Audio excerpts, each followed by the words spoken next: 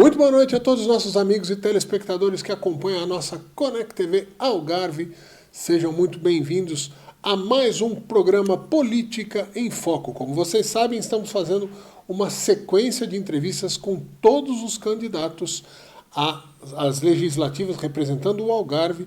E fizemos esse convite a todos os partidos e continuamos esta sequência de entrevistas hoje com o João Simplício, da ADN. Seja muito bem-vindo ao nosso programa.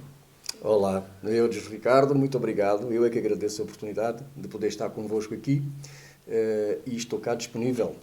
Façam um favor, é isto que nós queremos. Nós queremos mostrar aos algarvios o que é que fazemos ou o que é que pretendemos fazer por esta região. Muito bem. João, vou começar com uma provocação logo de cara, uma provocação no bom sentido. Claro. As últimas legislativas, a ADN teve uma votação expressiva, muitas pessoas dizendo que não era esperada e que houve uma confusão, que muita gente poderia ter votado pensando na AD. A própria AD reclamou disso depois, falando que houve uma confusão, que teria tido um pouco mais de votos do que os que acabaram sendo facultados a eles. Esta hipótese da confusão é caso superado ou ainda tem gente que confunde ADN com AD? Para nós é óbvio que isso não é uma provocação, é um facto. Nós tivemos muitas pessoas, e até da comunicação social, a arbitrar a hipótese de que o ADN atingiu aqueles resultados. Sim. Por força de um engano. Mas vejam bem, se vamos estar a falar de um engano entre ADN e AD, em que há uma diferença de uma única letra, bem, nós temos dois partidos em Portugal, PS e PSD, que só diferenciam por uma letra.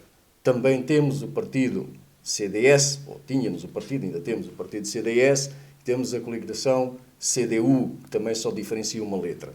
Eu acho que é desconsiderar um pouco o eleitorado português de que essa expressão ou essa manifestação da sua intenção de voto tenha sido provocada por um engano. Isto é a nossa posição e assim marcamos esta posição desta forma, que não faz sentido. Para nós não faz sentido. E esse novo... E digo, para nós não é uma provocação. A pergunta, eu disse que iria começar com provocação, que é um tema que foi muito discutido, foi muito falado. Ainda há muita gente que debate essa questão, mas nós até podemos dizer, vamos ter agora a prova dos 9. É isso que eu ia completar dizendo isso. Teremos agora a prova dos 9 no dia 18 de maio. A expectativa para esse momento eu vou falar mais para frente. Eu vou começar esse nosso bate-papo aqui falando de política externa. É natural que a gente fale dos assuntos relacionados ao Algarve, eu vou elencar diversos deles aqui, que são coisas do cotidiano, da preocupação das pessoas, mas um deputado que vai estar na Assembleia da República, ele com certeza também vai tratar de temas não só regionais. E hoje se fala muito em política externa desse novo posicionamento com a eleição de Donald Trump. As coisas estão muito agitadas nessas relações internacionais. Como é que você vê esse novo momento da política internacional causada pela vitória e pela gestão Donald Trump? Nós entendemos que a vitória de Donald Trump nos Estados Unidos marca uma posição clara de que o eleitorado já não queria a continuidade daquilo que estava a acontecer nos Estados Unidos, e também temos essa continuidade na Europa e que tem estado a ser contestada. Nós não vemos com maus olhos a vitória do Trump. Nós entendemos que devemos respeitar as eleições dos outros partidos com a soberania que cada um deles diz respeito. O que nós pretendemos na nossa vitória e estarmos sentados na Assembleia da República é ter um relacionamento cordial, politicamente falando, com os Estados Unidos, porque não deixa de ser uma grande potência e não somos nós que decidimos quem é que vence ou não as eleições nos Estados Unidos. Para nós, a nossa posição será de assumir a soberania de Portugal dentro daquilo que são as nossas atribuições e competências e, obviamente, manter os melhores relacionamentos com em termos de política externa, com todos os países e, neste caso, como foi referido, com os Estados Unidos também. É um momento de oportunidade para uma Europa modernizar os seus conceitos, os seus pensamentos, porque a gente tem dois gigantes num embate de tarifas, num embate, uma guerra comercial, Sim. China e Estados Unidos, tentando se fortalecer, ou seja, cada bloco permanecer muito forte. E tem uma Europa no meio quase que sendo disputada pelos dois blocos, ao invés de buscar, muitas vezes, talvez aquele conceito de ser em si um bloco independente. É um momento de oportunidade para a Europa? Essa oportunidade está sendo aproveitada ou não? Bem, a Europa foi colocada numa posição de quase em cima do muro. E isto também por causa das políticas que a Europa tem vindo a seguir nos últimos anos, ou décadas. O que é que acontece? Nós vimos que com a abertura do mercado chinês internacional, o que é que aconteceu? Muitas das empresas, muita da indústria europeia transferiu as suas unidades de produção para a China. Sim. O que é que acontece? Quando tivemos aqui o problema Covid, então a Europa caiu em si de que, espera aí, nós estávamos completamente dependentes por questões puramente económicas e não sociais. Porque, no nosso entender, elas foram puramente económicas. Transferir as unidades de produção para a China, porque a mão de obra é mais barata. É mais barato. A legislação laboral na China não tem nada a ver com aquela que nós procuramos para a Europa. As condições de trabalho também não. Enfim, é óbvio que, deixando tudo à questão com base, ou deixando as decisões políticas com base na economia, economicamente pode-se dizer que a decisão foi correta.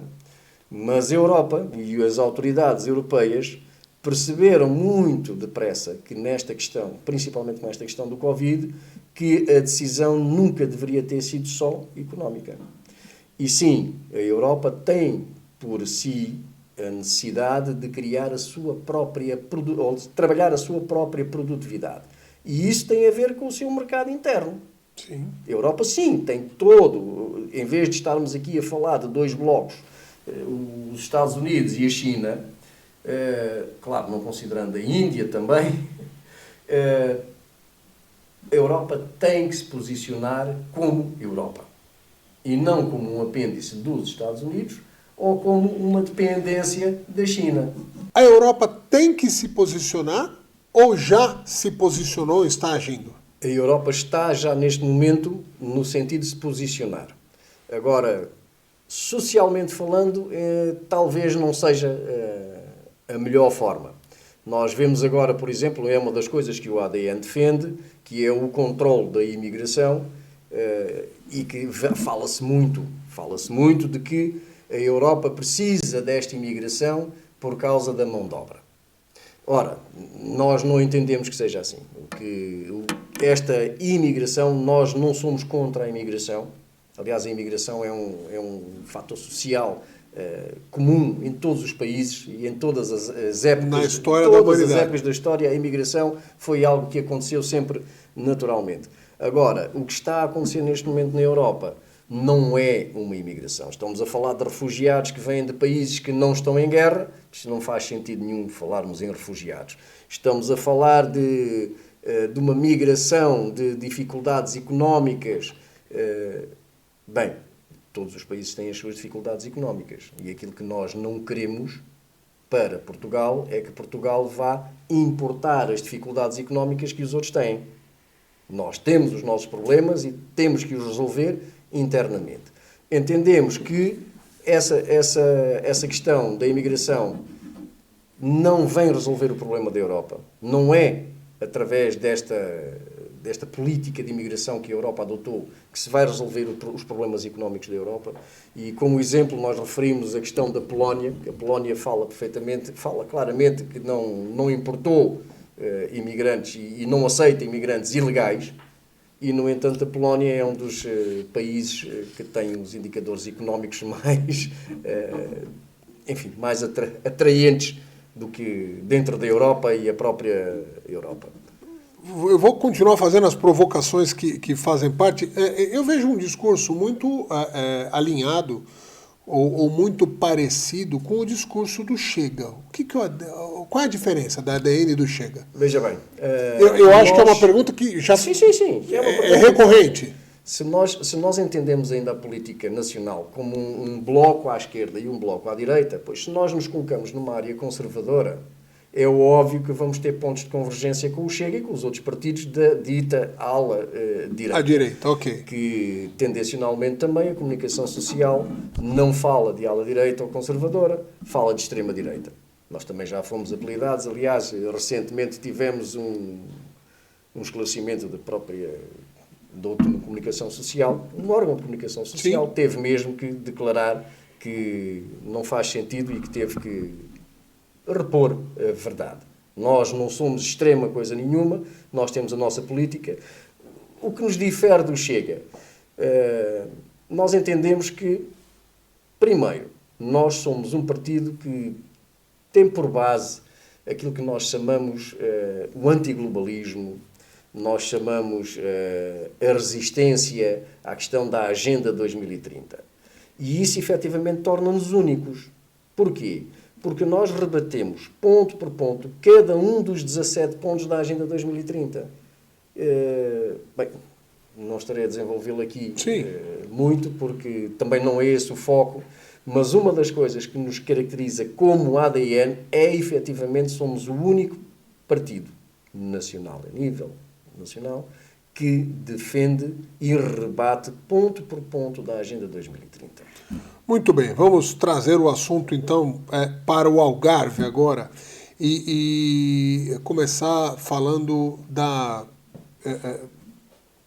falta de representatividade ou da dificuldade de se fazer ouvir que o Algarve tem em relação à própria Assembleia da República. São só 9 eleitos e que muitas vezes, mesmo quando há pautas que convergem, e há pautas que da direita à esquerda, passando pelos partidos mais centrais, que uniriam esses esforços, mas não tem reverberação em Lisboa. Como é que faz para isso criar algum tipo de realmente de força para ser ouvido a voz da população, da rua, né? Do eleitor, do pagador de impostos? Muito bem. Eudes, é muito simples. Primeiro, devem ser escolhidos para cabeças de lista das listas dos referidos partidos que concorrem ao Círculo Eleitoral de Faro, pessoas da região e não pessoas que venham de outras regiões. Porque nós entendemos que, ao estar a fazer isso, digamos que os partidos a nível nacional estão a ir recorrer dos votos dos algarvios para chegar a determinadas posições que eles próprios pretendem que estão mais centralizadas. Nós não, tanto que eu sou do Algarve e sou cabeça de lista pelo ADN no Algarve. Defendo que, depois das eleições, as eleições são este período de... Eu não direi...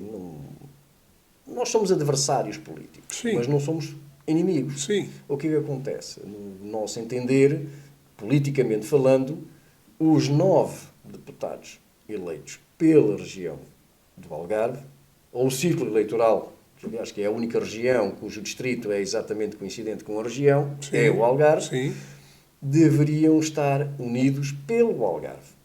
E não tanto na cor clube, camisola política, digamos assim. Sim. Porque há efetivamente uma grande dependência do poder central, de Lisboa, e nós somos a favor de uma descentralização. Não queremos retirar poder a Lisboa, não, Lisboa é a capital e será sempre a capital, mas entendemos que ele deve ser também descentralizado. Aliás, temos neste momento, já está a acontecer, muitos poderes que são do governo que estão a ser transferidos para a região. Para as autarquias, mais concretamente. Muito bem. De certa maneira, você fez uma crítica velada a candidatos cabeça de lista que não são do Algarve, e eu posso lembrar aqui rapidamente do Bloco de Esquerda, do PSD e do Chega, que trazem nomes que são nacionais. Essas pessoas não têm, na sua opinião, vivência suficiente para entender os problemas do solo, e isso pode comprometer a defesa que eles, porventura, venham a fazer do Algarve, caso eleitos? Primeiro, ela não foi velada. Amigo meu, ela não foi velada. Ela foi mesmo direta. Porque sim, nós entendemos que quem está no Algarve, reside no Algarve e efetivamente tem no seu sangue, tem na sua vivência, no seu dia-a-dia, a sensibilidade do que é estar no Algarve. Porque, veja bem, se nós trazemos quem vem para o Algarve no verão, tem tudo. Tem tudo, tem movimento, tem atividade económica, tem tudo.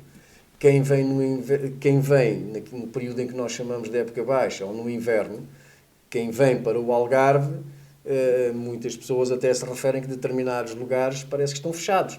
E quando eu digo lugares, não me refiro a um espaço comercial ou outro. Sim, sim. Refiro-me a vilas, zonas urbanas, que é óbvio que durante o verão florescem, mas que no inverno não se pode dizer só que diminuem. Encerram mesmo praticamente a atividade. Obviamente que quando a pessoa não é residente no Algarve, não quer dizer que a pessoa seja uma incapaz. É óbvio que não. Não pretendo passar essa imagem de que considero que quem não seja do Algarve seja incapaz de tratar e resolver problemas do Algarve. Entendo sim é que quem é do Algarve tem efetivamente mais sensibilidade para isso. E como eu referi há pouco, de que nós agora somos adversários políticos, mas depois das eleições temos que nos unir pelo Algarve, pois se essas pessoas são do Algarve, eles entenderão o que é que eu quero dizer com essa união pelo Algarve. Essa união, ela é realmente possível, no seu entendimento, quando você pode, se a gente olhar a configuração atual, são 3 deputados do Chega, que a gente pode considerar a direita, 3 à esquerda do PS e 3, hoje que seria um centro, o PSD. No caso de uma eleição de um deputado da ADN e eventualmente de um partido mais à esquerda, há diálogo, na sua opinião? Há possibilidade real de diálogo que converja para um determinado caminho? Veja bem, nós entendemos que o diálogo é sempre possível. Até porque nós defendemos uma política de que devemos focar nos pontos em que nos unem e não naquilo que nos distingue. Porquê? Porque se vamos estar sempre a olhar para aquilo que nos distingue, nós é muito difícil conseguirmos encontrar consensos e será muito difícil conseguirmos encontrar diálogo.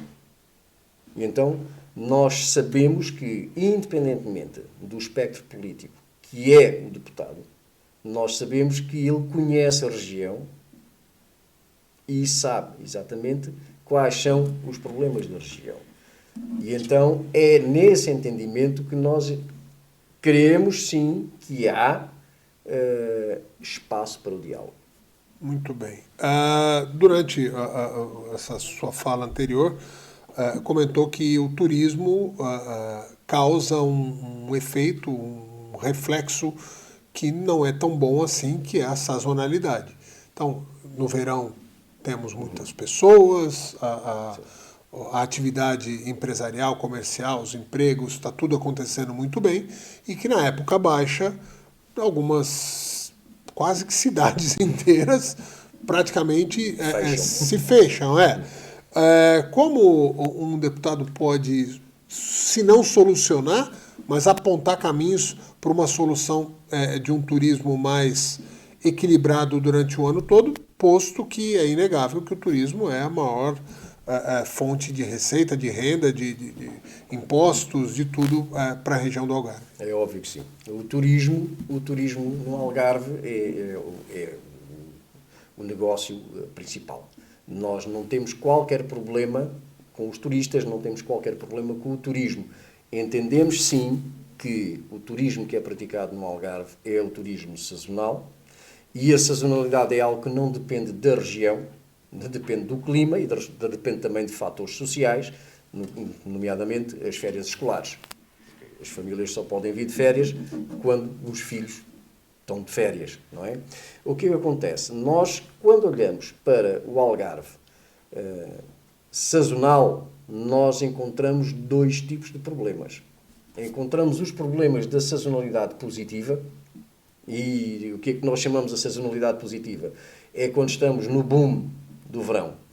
Todos nós já ouvimos falar em qualquer lado o problema do congestionamento das estradas, o problema dos congestionamentos nos espaços comerciais, nos hospitais, nos centros de saúde. Ora, e esses são problemas que também têm que ser atendidos e têm que ser resolvidos.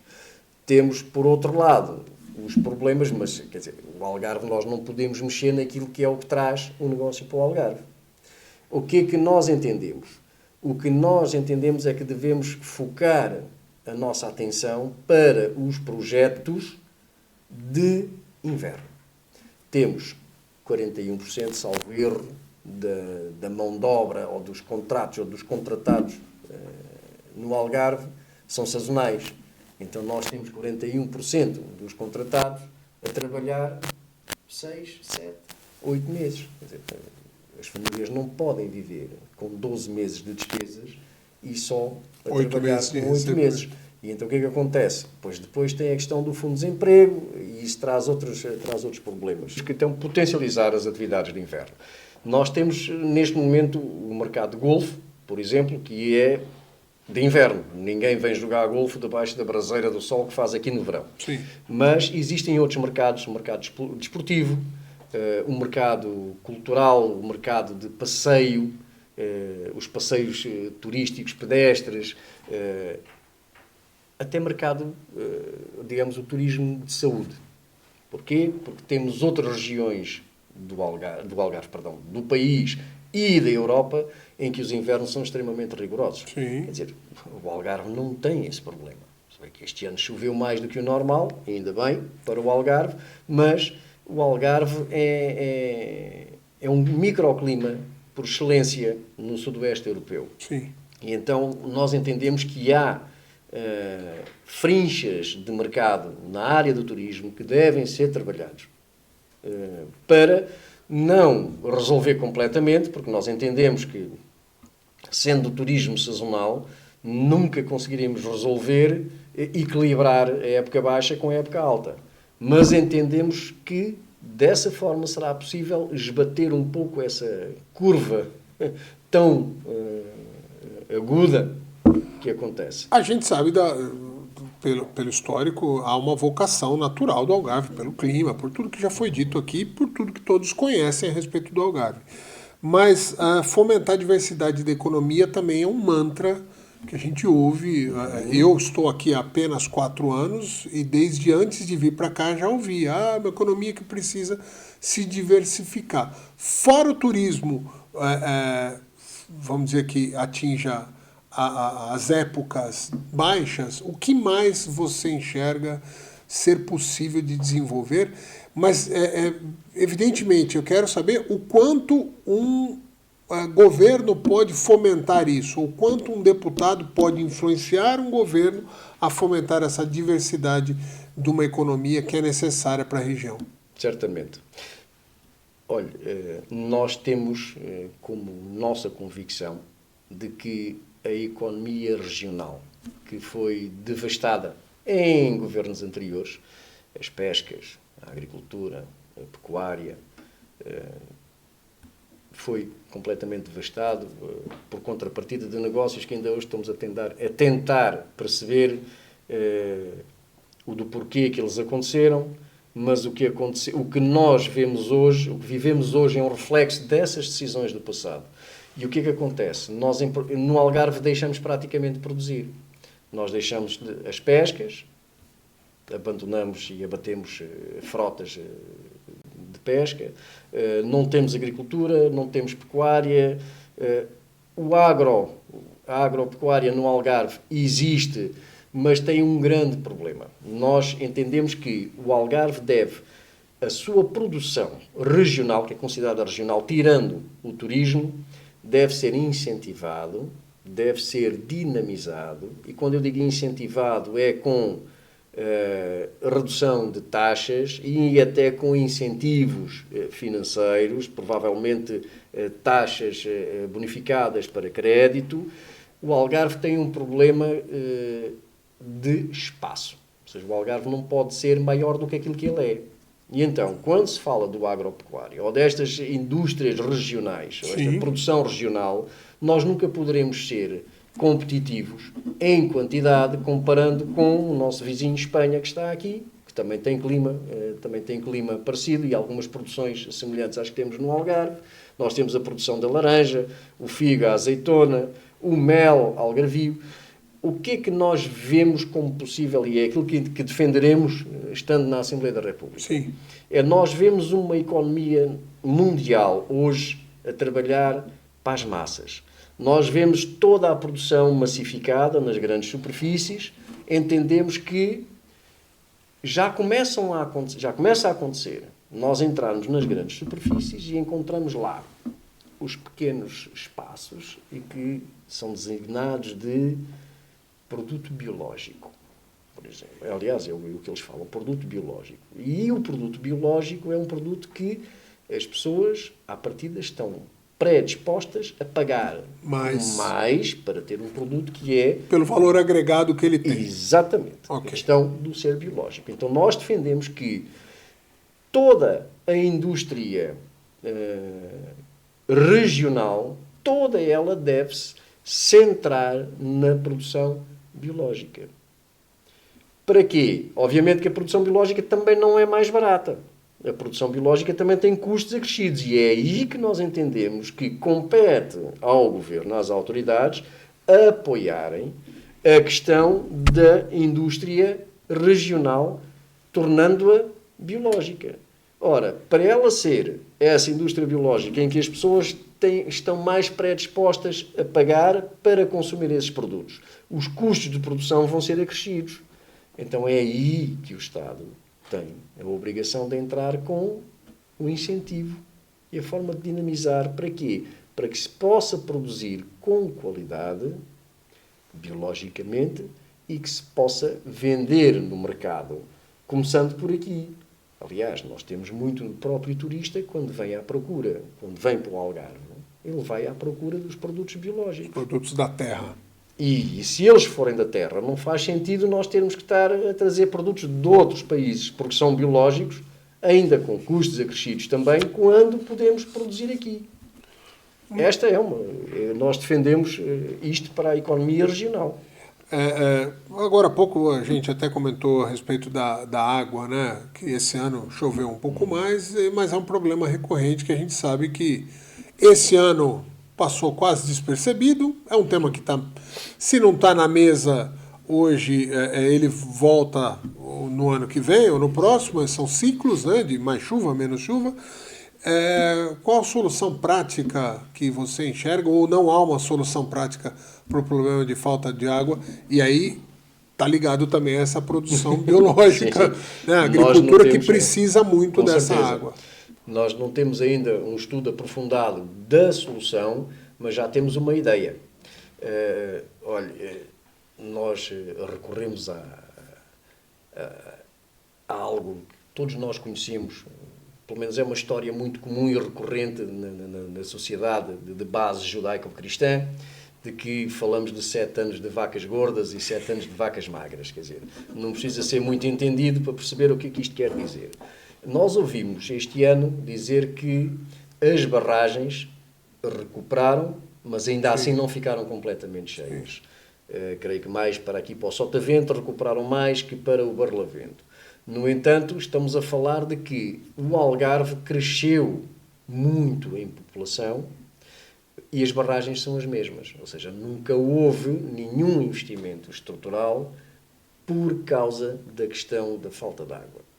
Falamos da dessalinizadora, ainda não sabemos como é que isso vai acabar, porque há aí alguns problemas provavelmente associados com o terreno onde aquilo será para ser instalado, mas também já ouvimos que a capacidade de dessalinização de água de uma dessalinizadora é equivalente ao volume de água que chove todos os anos no Algarve e sabemos que é pouco.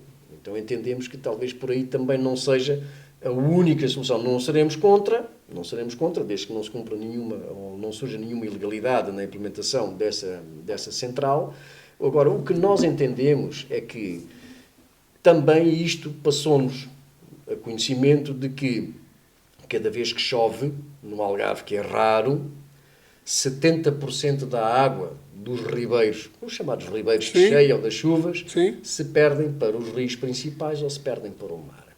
E então nós entendemos que deve ser feito um estudo para captação ou possível captação destas águas que Mas se perdem. quando fala em estudo, eu imagino, eu sou muito novo aqui, mas eu imagino que a população que está ouvindo falar em estudo, que se estuda esse assunto há muitos anos. Sim. Na prática, a curto prazo, execução, há alguma coisa que seja possível? As descentralizadoras também são coisas que, para se implementar, demora um pouco tal. A cabeça da população, a preocupação é já para o ano que vem, para não ter o custo da sua água aumentado, para não ter que fazer racionamento, para não ficar com medo de no meio do verão acabar a água e isso seria um desastre para a indústria do turismo. Qual é a solução prática? Cisternas. Cisternas. Estrategicamente colocadas para captação das águas pluviais e que permitirá aos particulares e até às autarquias que também apostem nesse projeto reservar ou aprovisionar água para os ditos 7 anos de vacas magras. O que acontece? Também sabemos que o Algarve tem as barragens, mas também sabemos que o Algarve é muito quente no verão e que muita da água nas barragens se perde por evaporação. Sim. Então também há a possibilidade de se equacionar a hipótese de usar aquilo que se chamam, em inglês, eles chamam os bird balls. Não sei se conhece o conceito, são umas bolas plásticas pretas que são lançadas nesses lençóis de água que fazem uma camada protetora. E isso reduz consideravelmente a perda por evaporação. Sim. São duas soluções imediatas. Práticas imediatas. Porque também sabemos que alguns particulares que nos contactaram pretenderam cavar uma cisterna no seu terreno para captar e foram proibidos. Ou foram proibidos pela autarquia de o fazer. Essa decisão é uma decisão da autarquia ou do governo central? Ela deve ser, neste momento, das autarquias. Mas ela deve ser pensada e direcionada por parte do Governo Central. Porque o Algarve é Portugal. Sim. E é óbvio que o Governo Central tem que perceber e agir. A gente está indo já para a parte final do programa. Tem algumas coisas que eu preciso falar, mesmo que de forma mais ágil. Okay. O problema da saúde do Algarve, a gente volta a falar do Hospital Central, que fica nesse impasse. Tem o Centro Oncológico também, que criou um impasse aí que ia ser construído e depois não vai. Sua opinião e suas propostas. O Hospital Central no Algarve é um investimento no território, é óbvio que nós nunca seremos contra. Tá? Nós seremos sempre e votaremos sempre a favor da construção de um novo Hospital Central no Algarve. No entanto, nós também defendemos a ideia da extensão de saúde. Aqui há uns anos, em governos anteriores, nós tínhamos extensões rurais, tínhamos os serviços da agricultura e pesca centralizados e tínhamos as referidas extensões. Nós defendemos que devem ser criadas extensões de saúde para além dos centros de saúde que já existem. Nós temos unidades de centros de saúde nos vários municípios, mas temos regiões mais afastadas que nem um posto de saúde nem um posto de enfermagem têm. Então nós defendemos. Uma que você vê que tem uma falta. Talvez Algesur, que é lá bem no limite de Vila do Bispo. Sim. O que acontece? Alcotim... essas pessoas que moram nesses lugares, para virem a um hospital central, têm imensos problemas, porque nós sabemos também da dificuldade que o Algarve tem com os transportes públicos. Sim. E é extremamente caro. E então nós defendemos essa extensão de saúde, ou seja, levar a saúde às pessoas que estão mais afastadas. Falou do transporte, da dificuldade, né, de locomoção do Algarve, e a Estrada Nacional 125. Você acha que ela representa bem a fama que o Algarve tem de um destino turístico paradisíaco, e eu falo se ela representa bem não só para os turistas como imagem, mas para quem usa, independente de alta temporada ou baixa temporada. O que precisa ser feito ali que não foi feito, que pode ser solucionado a curto prazo? Eu sempre cutuco a respeito de curto prazo, porque os problemas são recorrentes. O problema da 125 é um problema de há muitos anos, e ali tem certamente a questão do espaço, que não há espaço para ela poder crescer. Nós já tivemos, em termos de Algarve, tivemos uma grande vitória com a redução ou a anulação, o desaparecimento das portagens na A22. Sim. Obviamente que grande parte do tráfego já passa para lá. Mas ainda hoje, mesmo dessa forma, é um sacrifício viajar pela 125. Nós temos a 125 com 2 sentidos, ela está cortada por questão dos acidentes, e é óbvio que sim, a primeira importância é a vida das pessoas, que isso também me faz trazer à questão aqui os acidentes da ponte entre Lagoa e Portimão, que só no início deste ano acho que foram 3 acidentes mortais ali. Então nós defendemos que tem que ser criada uma solução que permita a inclusão de uma barreira física na ponte que atravessa ali o rio Arada em Portimão, porque efetivamente só uma sinalética de aviso ela não impede que o carro invada a mão contrária. E eventualmente os acidentes ali, quando são frontais, costumam ser mortais. Fatais, infelizmente.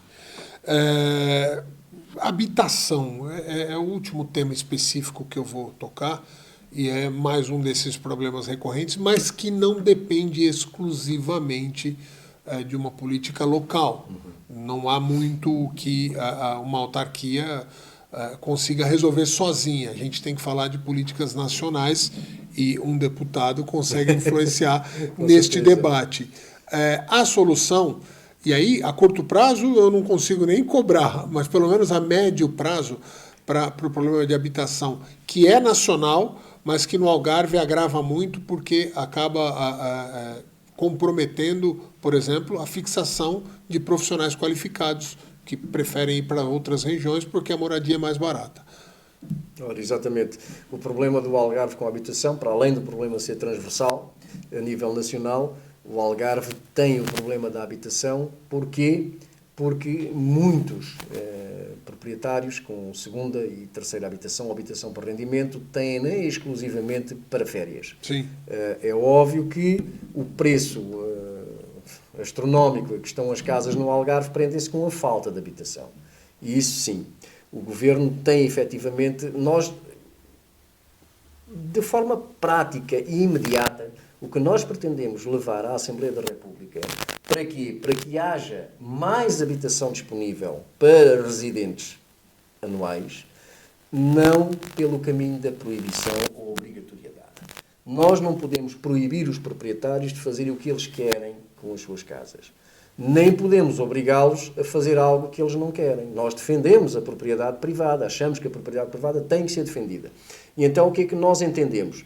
Têm que ser criados incentivos para os proprietários, para eles então abdicarem do aluguer sazonal para férias, para convertê-lo em habitação para residência. E sim, estamos a falar de redução de impostos, a redução de IRC, a redução de impostos sobre rendas que recebam, a redução de impostos sobre o consumo da água, a redução de impostos sobre o consumo da eletricidade, e então criar um atrativo para o proprietário, entender que para ele, efetivamente, é mais vantajoso ter aquela casa arrendada ao ano do que para férias. Nós sabemos que também, muitas vezes, isso acontece por ilusão, porque o arrendamento para férias traz muitos custos acrescidos operacionais que muitas pessoas não conhecem. Mas sim, tanto é que muitos dos proprietários até estão a recorrer a empresas especializadas para fazerem a gestão do seu alojamento local ou do seu imóvel para arrendamento para férias. Porquê? Porque a gestão não é assim tão fácil. Sim, sim. Mas isto é o que nós defendemos. É promovendo, é incentivando para dinamizar o arrendamento anual. Ô João, para essa parte final aqui, eu inverti e deixei para que você...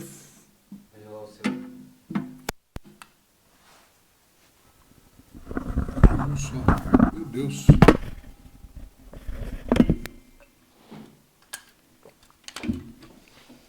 Terrível, terrível, terrível. Pega esse saquinho CVC aí, daqui pra mim. Põe esses aqui pra carregar. Eu vou sair daqui e vou atrás do vídeo, porque hoje passou do limite do bom senso.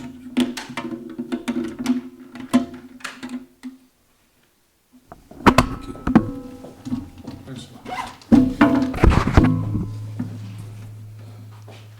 Ei, som, teste.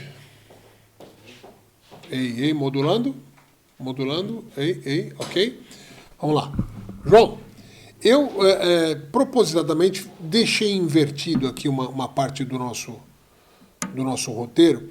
E eu queria que você falasse agora o que o João faz no dia a dia, o que a experiência de vida do João como membro de uma comunidade, como um trabalhador, um empresário, falando disso e o que isso pode levar, essa experiência pessoal, você consegue levar para um eventual mandato na Assembleia da República.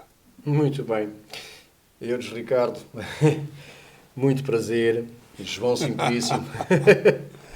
João Simplício tem 54 anos de idade, é casado e tem 4 filhos. 3 filhas e um menino, é o mais novo. O Benjamin, ou o caçula, como se diz lá. Caçulinha. O caçulinha lá que eu digo lá no outro lado do oceano, onde fala o português colorido, ou mais colorido. O que acontece? O João é formado em gestão bancária, licenciado em gestão bancária, é licenciado também em gestão hoteleira, também está integrado no associativismo, porque também sou professor de Karatê e estou ligado a esta área do desporto, não só no Karatê, mas as outras áreas do desporto, faço parte dos órgãos sociais da Associação IJKA Portugal, tenho esta atividade social.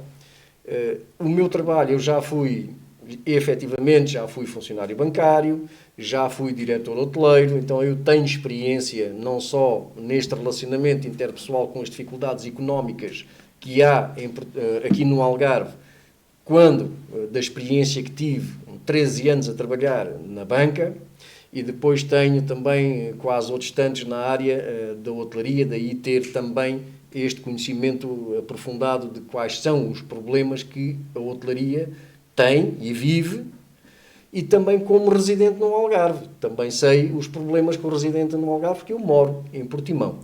Então, eu sei quais são os problemas que o residente no Algarve sofre com o ter estas questões que nós tivemos aqui a falar, os preços das casas mais altos, os preços da comida, tudo isso. E também tenho, para além destas vertentes que lhe falei, também tenho a vertente evangélica, chamemos-lhe assim, porque também fui consagrado como pastor evangélico. Ou seja, eu tenho estes compromissos sociais e a minha atividade é empresário, eu sou empresário, ou seja, eu vivo o negócio, é na área de transporte de passageiros, que eu trabalho aqui no Algarve, e reconheço e entendo porque sinto pessoalmente as dificuldades que são entre trabalhar no verão e trabalhar no inverno. Quer dizer, eu vivo isso, e então o João Simplício é a pessoa que mais provavelmente, facilmente, consegue espelhar os problemas que o residente do Algarve tem no Algarve, com estas questões todas muito próprias do Algarve, sim, na Assembleia da República. Porquê? Porque eu vivo-as todas. Então é da vivência das dificuldades e das coisas boas também do Algarve, claro, que você pretende levar essa experiência como legítimo representante do povo do Algarve. Posso dizer que eu espelho aquilo que é viver no Algarve. Obviamente não a 100%, porque as pessoas têm experiências de vida diferentes, mas aquela que eu levo para Lisboa é, sem dúvida, algo que é um espelho do que é viver no Algarve. João Simplício, quero mais uma vez agradecer, reforçar que o espaço da Connect TV é um espaço amplamente democrático. Sempre vamos manter esse espaço aberto para todas as forças políticas, todas as vozes, independente se são considerados grandes partidos, partidos pequenos, não importa. A Connect TV tem o compromisso e vai manter esse compromisso sempre com todas as forças políticas. Muito obrigado por sua participação, suas considerações finais. Eu é que agradeço, Eudes, eu é que agradeço a oportunidade de estar aqui, também a trazer a voz daquilo que é o Algarve para os eleitores e parabenizar a Connect TV Algarve de que efetivamente precisamos que em Portugal haja mais comunicação social aberta a ouvir aquilo que é a diferença.